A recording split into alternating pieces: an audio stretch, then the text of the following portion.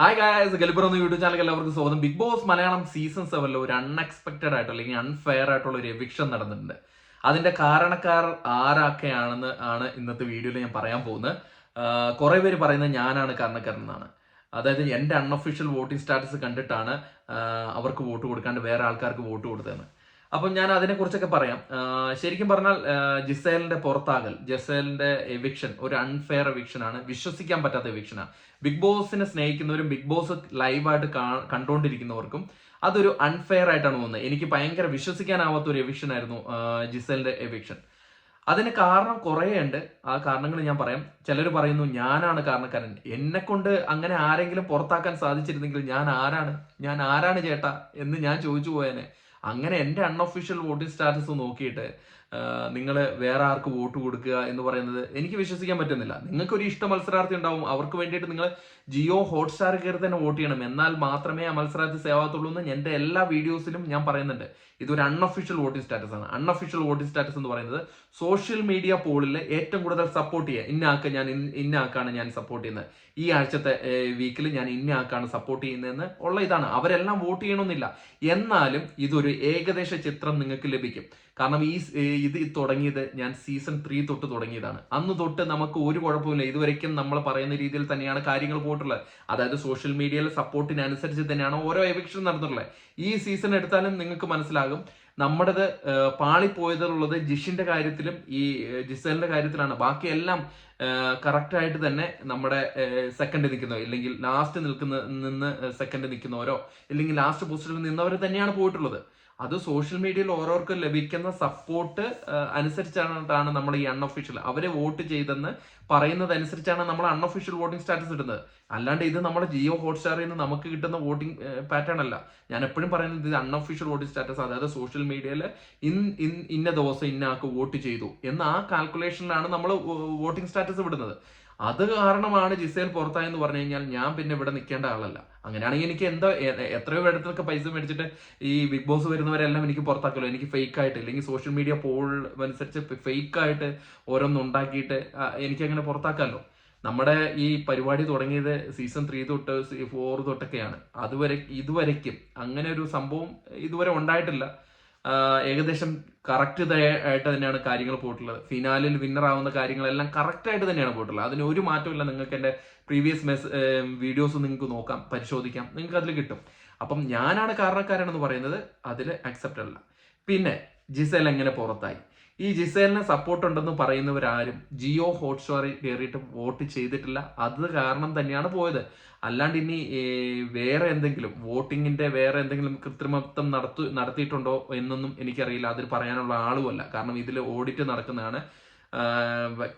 വ്യക്തമായ ഓഡിറ്റിങ്ങും കാര്യങ്ങളും ഉണ്ടാണ്. പക്ഷെ സിജോ കഴിഞ്ഞ ദിവസം പറഞ്ഞിട്ടുണ്ടായിരുന്നു ഇതിലെ വോട്ടിങ്ങിൽ എന്തൊക്കെയോ ഇത് നടത്താൻ പറ്റും എന്നൊക്കെ. അതിനെക്കുറിച്ചൊന്നും ഞാൻ പറയുന്നില്ല.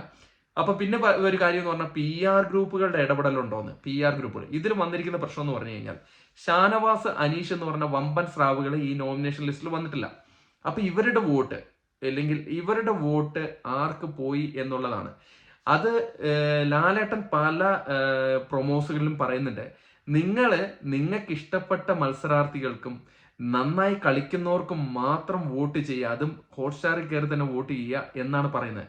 അല്ലാണ്ട് നിങ്ങൾ ഇന്ന ആളെ പുറത്താക്കാനായിട്ട് ഇന്ന ആൾക്ക് ഞാൻ വോട്ട് കൊടുക്കുന്നു എന്നുള്ള രീതിയോ മാറണം. ആ മാറ്റമാണ് വേണ്ടത്. അതുകൊണ്ടാണ് ഇങ്ങനെയുള്ള അൺഎക്സ്പെക്റ്റഡ് ആയിട്ടുള്ള എവിക്ഷൻസ് ഉണ്ടാവുന്നത്. ഇന്ന ഒരാളെ പുറത്താക്കണം, അതുകൊണ്ട് ഞാൻ ഇന്ന ആൾക്ക് കൊടുക്കുന്നു. നിങ്ങളുടെ ഇഷ്ട മത്സരാർത്ഥികൾക്ക് ഇല്ലെങ്കിൽ നിങ്ങൾക്ക് ആ വീക്കിൽ നന്നായി കളിക്കുന്ന ആരാണോ അവർക്ക് വോട്ട് കൊടുക്കുക. അല്ലാണ്ട് ഇന്നയാളെ പുറത്താക്കാനായിട്ട് വേറെ ആൾക്ക് വോട്ട് സ്പ്ലിറ്റ് ചെയ്ത് കൊടുക്കരുത്, ദയവ് ചെയ്ത് കൊടുക്കരുത്. അതുകൊണ്ടാണ് ഇങ്ങനെയുള്ള എവിക്ഷൻസ് വരുന്നത്. നിങ്ങൾക്ക് ഒരു മത്സരാർത്ഥി ഇഷ്ടമാണോ അയാൾക്ക് വോട്ട് കൊടുക്കുക. ഇല്ലെങ്കിൽ നിങ്ങൾക്ക് വോട്ട് കൊടുക്കാൻ താല്പര്യമില്ല, വോട്ട് ചെയ്യണ്ട. അല്ലാണ്ട് ഇന്ന ആളെ പുറത്താക്കണം, ഇയാൾ ശരിയല്ല, അതുകൊണ്ട് നമുക്ക് ഇന്ന ആൾക്ക് കൊടുക്കാം, അയാൾ വലിയ കുഴപ്പമില്ല, എന്നാലും ഇയാൾ ഇവിടെ നിൽക്കണ്ട എന്ന് പറഞ്ഞിട്ട് ആ ഒരു ഹെയ്റ്റ് വെച്ചിട്ട് ഒരു ഹെയ്റ്റ് ക്യാമ്പയിൻ ഉണ്ടാക്കിയിട്ട് കൊടുക്കരുത്. പിന്നെ എനിക്ക് തോന്നുന്നു ഇത് ഏറ്റവും കൂടുതൽ സ്ത്രീകളാണ് കാണുന്നതും ഏറ്റവും കൂടുതൽ വോട്ട് ചെയ്യുന്നതെന്ന് എനിക്ക് തോന്നുന്നു. എനിക്കറിയില്ല.